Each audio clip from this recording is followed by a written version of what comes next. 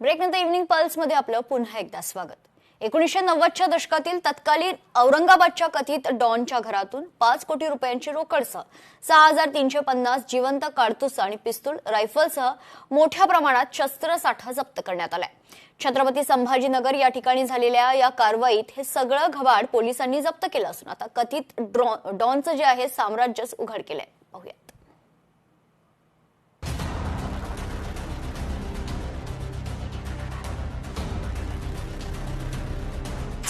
90च्या दशकातील डॉनच्या घरात 5 कोटीची रोकड, 6350 जिवंत कारतुसांसह पिस्तूल रायफलचा साठा।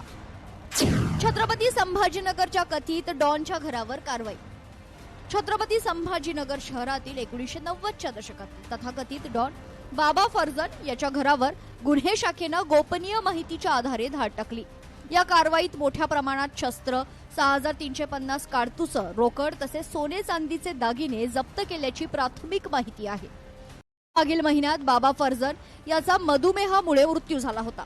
या प्रकरणी त्याच्या पत्नीला पोलिसांनी ताब्यात घेतले। 1980 ते 1990च्या दशकामध्ये या डॉननं स्वतःची वेगळीच ओळख निर्माण केलेली होती आणि त्यासोबतच सर्वात महत्त्वाचं म्हणजे जेव्हा घरावर कारवाई करण्यात आली त्या ठिकाणी तब्बल 5 कोटी रुपयांचा घबाड सापडलेला आहे। पैसे, सोनं नाणं, सोनं चांदी हे संपूर्ण मिळालेलं आहे। मात्र आश्चर्यचकित करणारं म्हणजे घरामध्ये 6000 पेक्षाही जास्त कारतूस आढळलेली आहेत, शस्त्र आढळलेली आहेत, बंदूक असेल, चाकू सुऱ्या असतील हे देखील आढळलेलं आहे। म्हणजे छत्रपती संभाजीनगरच्या मिटमिटा परिसरातील 90च्या दशकातील तथाकथित डॉन बाबा फर्जनच्या अलिशान बंगल्यावर शहर गुन्हे शाखेनं अत्यंत गोपनीय पद्धतीनं धाड टाकली। पहाटे 4 वाजता सुरू झालेली ही कारवाई मध्यरात्रीपर्यंत तब्बल 21 तास सुरू होती।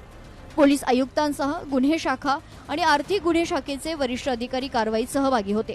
प्राथमिक माहितीनुसार बंगल्यातून 5 कोटींपेक्षा जास्तीची रोकड, सोने चांदीचे दागिने आणि महत्त्वाची कागदपत्र ताब्यात घेण्यात आल्याची माहिती पोलिसांनी दिली आहे। मोठ्या प्रमाणामध्ये कॅश रोख रक्कम ही 5 कोटी 26,29,000 रुपये, त्याचप्रमाणे 6 वेपन्स, मोठ्या प्रमाणावरती तलवार, चाकू, गुप्ती, सोने आणि चांदे अशी मालमत्ता हस्तगत करण्यात आलेली आहे आणि त्या अनुषंगाने पोलीस स्टेशन छावणी या ठिकाणी गुन्हा दाखल करण्यात आलेला आहे। पिस्टल्स, रायफल्स आणि मोठ्या प्रमाणामध्ये कारतुसांची संख्या सुद्धा जिवंत कारतूस 6350 कारतूस जिवंत कारतूस मिळालेली आहे।